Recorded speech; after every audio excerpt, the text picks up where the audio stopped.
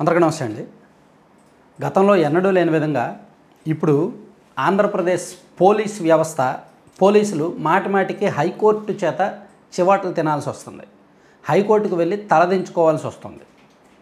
పునదేదో ఒక పెద్ద కేసు ఛేదించి ఒక పెద్ద కేసు విషయంలో చట్టాన్ని అతిక్రమించారు, కోర్టు నిబంధనల్ని అతిక్రమించారు కాబట్టి కోర్టు దగ్గరికి వెళ్ళి తలదించుకున్నారన్న పర్వాలా. ఉదాహరణకు హైదరాబాద్లో 2020లో ఒక ఇన్సిడెంట్ జరిగింది కదా, తెలంగాణలో దిశ కేసు అంటాం మనందరం కూడా. సో అటువంటి ఇన్సిడెంట్లో పోలీసులు మేబీ జరిగింది చట్టానికి అంతా జరిగినట్టే చట్ట ప్రకారం చేసామని చూపించినప్పటికీ అక్కడ కొన్ని చట్ట వ్యతిరేకం జరిగితే జరగవచ్చు. అంటే అటువంటి పెద్ద పెద్ద విషయాల్లో పోలీసులు చట్టాన్ని అతిక్రమించినప్పుడు ప్రజలను కన్విన్స్ చేసుకోవచ్చు, ప్రజలు అర్థం చేసుకుంటారు, లేదా కోర్టులు కూడా అర్థం చేసుకుంటాయి. కోర్టులు మరీ స్ట్రిక్ట్గా ఉండవు.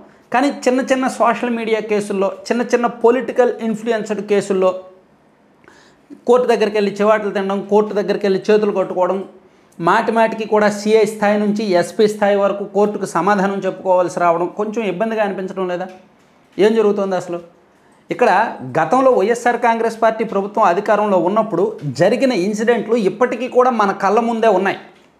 అవన్నీ ప్రజలు చూసి పోలీసులు కూడా మేమెంత ఇలా వ్యవహరించామా అని తలదించుకోవాల్సిన పరిస్థితి గతంలో. ఈవెన్ ప్రజలు కూడా అవన్నీ చూసి విసిగిపోయారు. చిన్న చిన్న చిల్లర కేసులు, సోషల్ మీడియా కేసులు, కక్ష సాధింపులు అవన్నీ.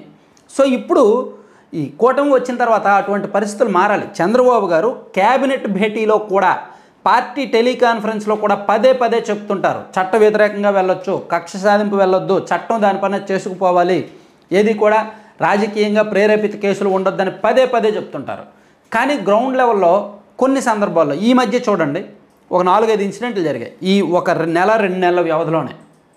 మంగళగిరి నియోజకవర్గం తాడేపల్లిలో సవీంద్రారెడ్డి కేసు చూసుకుంటే అదే. అతన్నేమో అరెస్ట్ చేసిందేమో సాయంత్రం 6:30కి, కానీ రికార్డుల్లో చూపించింది 8:30కి. కానీ సీసీటీవీ ఫుటేజ్లు ప్లస్ ఆధారాలు దొరికిపోవడంతో హైకోర్టు ఏకంగా ఆ కేసును సిబిఐ విచారణకు వేసింది. అఫ్కోర్స్ సుప్రీంకోర్టు స్టే ఇచ్చింది అనుకోండి, కానీ ఆ కేసులో ఆ జిల్లా పోలీసులందరూ కూడా తలదించుకోవాల్సిన పరిస్థితి. అలాగే మరోవైపు ఒక కోర్టులో పనిచేస్తున్న ఒక డ్రైవర్ని ఒక సిఐ కొట్టారు. నేను కోర్టు డ్రైవర్ని, జడ్జి గారి డ్రైవర్ని అని చెప్పినా సరే, నేను కోర్టు అధికారిక ఉద్యోగిని అని చెప్పినా సరే అతన్ని అనుమానించి అతన్ని కొట్టారు. ఆ విషయంలో కూడా కోర్టు జడ్జి గారు చాలా సీరియస్గా వ్యవహరించి పోలీసులను రప్పించారు. సో ఇక్కడ అడపాదడపా ఈ కేసులు ఎక్కువైపోతున్నాయి అన్నమాట. రాష్ట్ర వ్యాప్తంగా చాలా జరుగుతున్నాయి. సో అంటే పోలీసింగ్ మారాలి మీన్స్ చట్ట ప్రకారం వెళ్ళాలి. అలాగని పూర్తిగా రాజకీయ నాయకులకు వాళ్ళ మాట లెక్క చేయకుండా ఉంటూ బ్యాలెన్స్ చేసుకోవాలి. అలా బ్యాలెన్స్ చేసుకోవడమే నిజమైన పోలీసింగ్. ఇక్కడ తప్పు చేసిన వాడిని ఊరికనే ఉపేక్షించకూడదు, ఊరికనే వదిలేయకూడదు. అలాగని మరీ ఏకపక్షంగా చట్ట వ్యతిరేకంగా వ్యవహరించకూడదు. సో అది జరుగుతుందన్నమాట. మరోవైపు ఈ అంతర్గత వ్యవహారాల్లో, పోలీసింగ్లో జరుగుతున్న అంతర్గత వ్యవహారాల కారణంగా హోంమంత్రి అనిత గారి మీద కూడా ఒక ప్రెజర్ పడుతుంది. ఆమె హోంమంత్రిగా బాధ్యతలు స్వీకరించడం ఒక పెద్ద సవాల్. నిజానికి గతంలో హోంమంత్రులు అంటే చాలా పవర్స్ ఉండేవి. ఎన్టీఆర్ గారు ఉన్నప్పుడో, లేదంటే రాజశేఖర రెడ్డి గారు ఉన్నప్పుడో, లేదంటే అంతకుముందో హోంమంత్రి అంటే పవర్ఫుల్ వ్యక్తులకు ఇచ్చేవాళ్ళు. ప్రభుత్వంలో నెంబర్ 2 పొజిషన్లో ఉండేది. కానీ రాను హోంమంత్రి అంటే డెసిషన్స్ వాళ్ళవి ఉండవు, కేవలం మంత్రిగా ఫేస్ వాళ్ళది ఉంటుంది. కానీ బ్యాక్ అండ్ డెసిషన్స్ మాత్రం వేరే పార్టీ పెద్దలు ఉంటాయని ఈ రీజనల్ పార్టీస్లో అది అలవాటు అయిపోయింది. సో జగన్మోహన్ రెడ్డి గారు 5 ఏళ్ళ అధికారంలో ఉన్నప్పుడు ఇద్దరిని అలాగే పెట్టారు హోంమంత్రులుగా, సుచరిత గారిని అండ్ వనిత గారిని పెట్టారు. ఆ తర్వాత కూటమి ప్రభుత్వం వచ్చిన తర్వాత అదే పంధాన్ని, అదే సాంప్రదాయాన్ని కొనసాగిస్తూ అనిత గారిని హోంమంత్రిగా పెట్టారు. ఆమె తనకు సంబంధించిన లేని వ్యవహారాల్లో, ఇతరత్ర వ్యవహారాల్లో చాలా వాటిల్లో చాలా అగ్రెసివ్గా మాట్లాడుతుంటారు, వైసీపీని విమర్శిస్తూ ఉంటారు, రాజకీయంగా చాలా టార్గెట్ చేస్తూ ఉంటారు. కానీ తన శాఖలో, తన పరిధిలో జరుగుతున్న తప్పులు మాత్రం కంట్రోల్ చేయలేకపోతున్నారు. చాలా విషయాల్లో ఆమె మీద ఆరోపణలు, వివాదాలు వస్తూనే ఉన్నాయి. చాలా సందర్భాల్లో ఆమె డిఫెన్స్లోకి, ఆత్మరక్షణలోకి వెళ్ళిపోయిన సందర్భాలు ఉన్నాయి.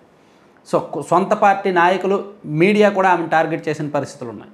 సో ఇక్కడ ఒకవైపు పోలీసింగ్ దారి తప్పుతోంది, గాడి తప్పుతోంది. మరోవైపు హోంమంత్రిత్వ శాఖ, నిజానికి ల్యాండ్ ఆర్డర్ అయితే సీఎం గారి కంట్రోల్లో ఉంటుంది, కానీ హోమ్ మినిస్టర్ గారు మాత్రం చూడాల్సిన బాధ్యతలు కొన్ని ఉన్నాయి. పోలీస్ సంక్షేమానికి సంబంధించి, విధులకు సంబంధించి, బదిలీలకు సంబంధించి చూడాల్సి ఉంటుంది అన్నమాట.